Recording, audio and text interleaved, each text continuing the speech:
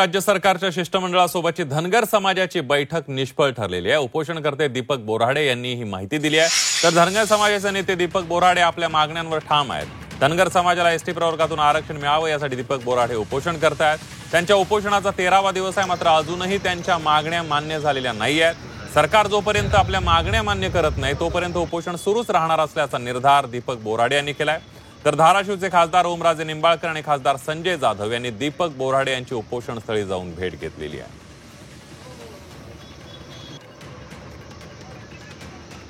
त्यांनी काही आज पॉझिटिव्ह रिस्पॉन्स दिलेला नाही, त्याच्यामुळे आजची बैठक तरी ही निष्फळ ठरली असं मला वाटतं।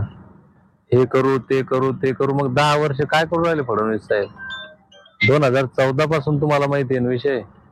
2014ला तुम्ही अभ्यास केलेला होता ना, 2014ला तुम्ही धनगरांना शब्द दिला होता ना।